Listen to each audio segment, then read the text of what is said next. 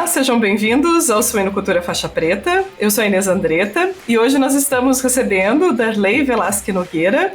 O Darley que está finalizando o curso de zootecnia aqui pela URGS. Darley, muito obrigada por aceitar nosso convite e estar aqui com a gente hoje. Oi, prof, muito obrigado. É um prazer poder falar um pouquinho aqui com vocês.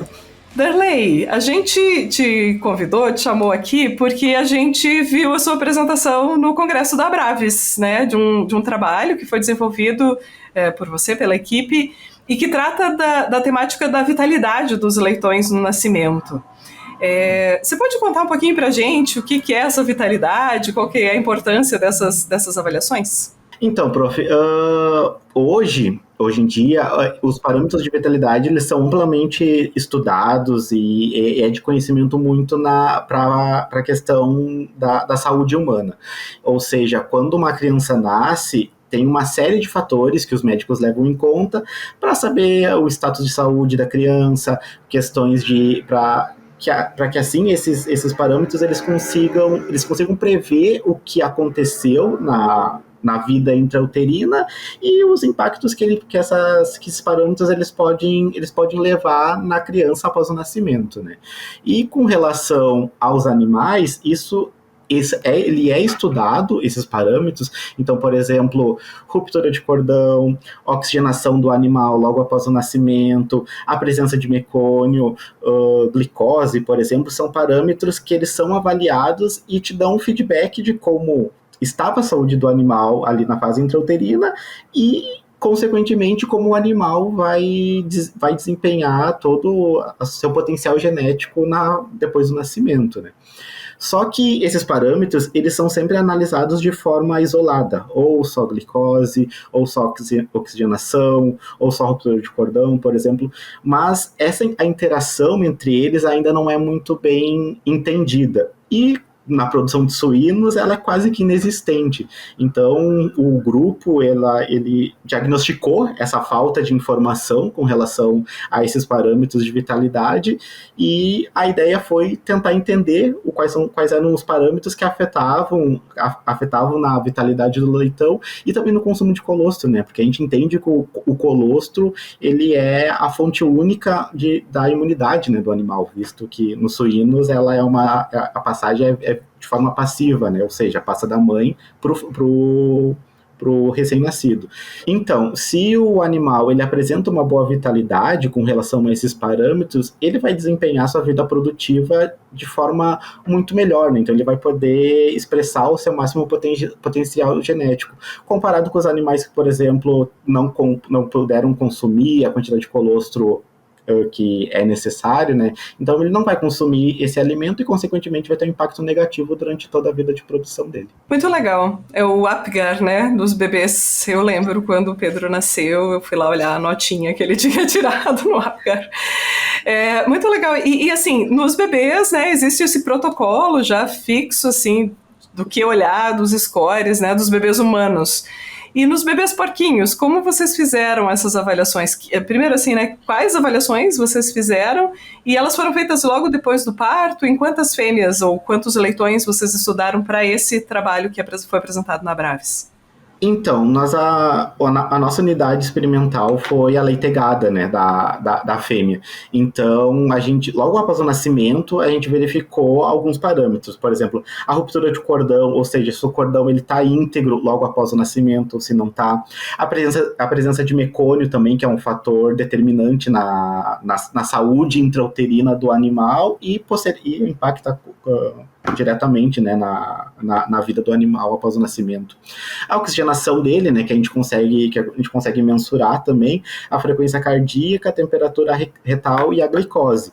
Então, esses parâmetros, eles são, como eu falei, né, eles são estudados, a gente entende a importância desses parâmetros, de um bom parâmetro para a vida do animal, só que a gente não era estudado de forma conjunta, né? Então foi essa a nossa ideia de tentar entender o que acontece quando junta tudo esses parâmetros e entender se o animal vai consumir colostro de forma adequada, se vai consumir um colostro você vai consumir, mas não a quantidade que a gente precisa que ele consuma, ou se não vai consumir, né? Porque isso também a gente consegue observar na granja. Muito legal. Vai além do peso, né? Porque às vezes a gente fica muito preso no peso do leitãozinho ao nascimento para falar se ele é um leitão de alta ou baixa vitalidade, e na prática a gente sabe que o pequenininho às vezes nasce, né, esperto e rápido, ele já faz esse início da mamada, e não necessariamente o grande vai ter mais vitalidade, o pequeno vai ter menor vitalidade.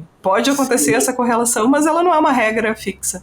Bacana. Claro, claro. E a gente entende que, por exemplo, mesmo o leitão nascendo uma forma mais leve, se ele tem um parâmetro de vitalidade bom, ele vai consumir o colostro, ele consegue se recuperar, né? Então, a literatura nos traz isso de forma muito clara.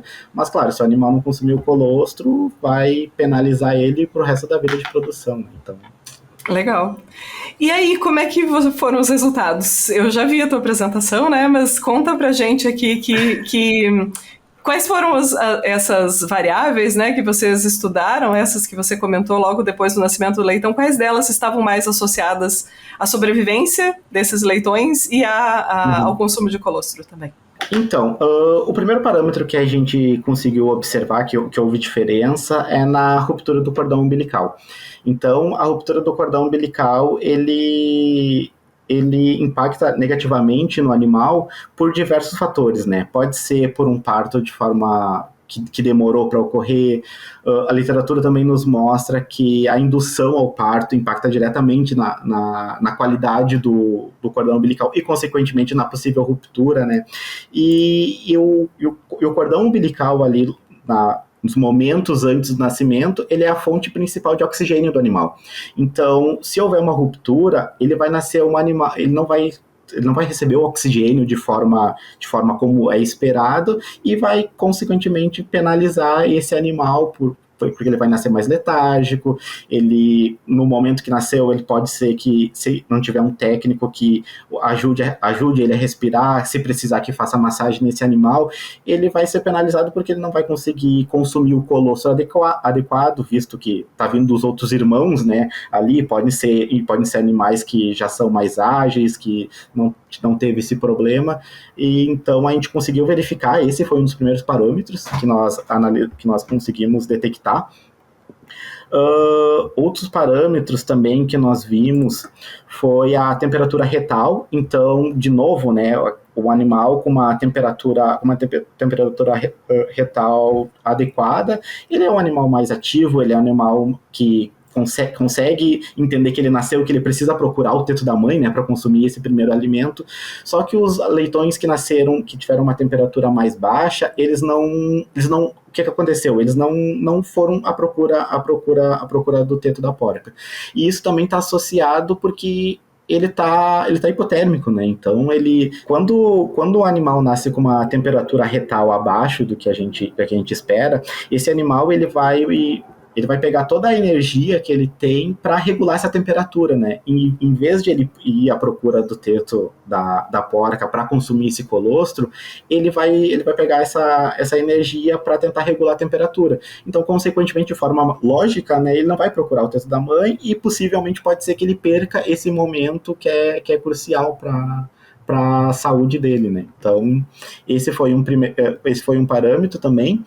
E a gente pôde verificar também, analisando com a literatura, que, por exemplo, comparando com um animal de 35 quilos, por exemplo, o leitão, pelo fato de ele ser um pouquinho menor, ele tem maior área superficial. Então, ele demanda cerca de 2 vezes mais energia do que um animal de 35 quilos demanda para regular essa temperatura. Então, quanto menor o leitão mais penalizado ele vai ser, por conta que ele precisa de muito mais energia para se aquecer.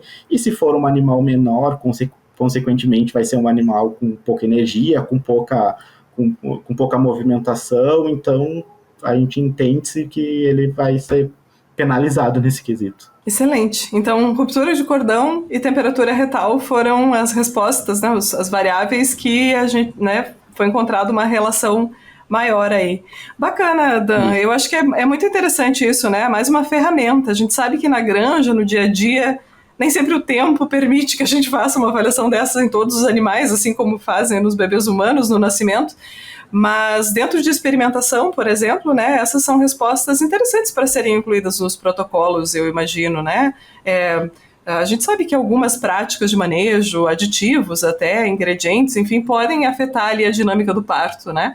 E Claro. partos mais longos, como esses leitões estão, qual a vitalidade desses leitões, né? Agora que a gente entende essa relação sobrevivência, né, a mamada do colostro com cordão e temperatura, a gente tem respostas que são interessantes aí de serem trabalhadas. Bacana. Sim, e a gente entende também, né, que hoje, se a indústria, se a granja, se o técnico não possibilitar que o animal consuma esse primeiro alimento, então na minha cabeça eu fico pensando como é que tem N tecnologias que aparecem, que os grandes centros nos mostram, questão de manejo, questão de um aditivo alimentar, questão de vacinação, mas se a gente não garantir que o leitão consuma esse primeiro alimento que é de extrema importância, alguma coisa está errada, né? Então, acho que a gente tem que garantir, fazer o nosso tema de casa, que a gente aprendeu na faculdade, garantir que esse animal consuma esse alimento, para que depois as novas tecnologias que todo dia vem surgindo, que a gente possa aplicá-las, né, de forma correta e também visando numa melhor produção, né? Que é isso que a gente quer. A DSM Firmenich pode ajudá-lo a preparar, proteger e apoiar a resiliência dos seus leitões, fornecendo experiência local em suínos e soluções completas e personalizadas para ajudá-lo a concretizar a sua visão. A DSM Firmenich está moldando o futuro dos cuidados com suínos. Maravilha! A gente fala muito, né? O básico bem feito, né? Não tem que inventar a roda. Às vezes tem que dar uma entendida na roda, né? Mas o básico já está ali, já está no livro, né? Ele tem que ser bem aplicado. Bacana, Darley. Muito obrigada pela tua presença aqui, por compartilhar esses dados com a gente, esses resultados. Muito obrigada. Obrigado, prof. Eu também gostaria de agradecer aos demais colaboradores do grupo, né? Visto que esse não é um trabalho de forma singular, é um grupo inteiro que está por trás desses dados, então todos eles foram de grande importância para que a gente pudesse trazer esses resultados na Abraves, né? E muito obrigado a todo mundo, obrigado a senhora também. Coletar vitalidade não é uma coisa fácil, né? Experimento em granja, dá um trabalho, mas vale a pena, no final vale muito a pena. Obrigada, Darley. E muito obrigada também a todos que ficaram com a gente até o final desse episódio. Um grande abraço e a gente se vê no próximo. Oi, pessoal, eu sou a Inês Andretta, sou host do podcast Suinocultura Faixa Preta e hoje eu tenho um recado importante para os pesquisadores de plantão. Bom, nós aqui no podcast estamos sempre em busca dos melhores e dos mais recentes projetos de pesquisa para compartilhar com os nossos ouvintes. Então, se você é um pesquisador, tem resultados bacanas e quer vir aqui conversar comigo e compartilhar esses resultados com os nossos ouvintes, esse convite é para você. Manda um e-mail para a gente com os principais resultados. O e-mail é hello@wisenetics.com. A gente aguarda o contato e até a próxima.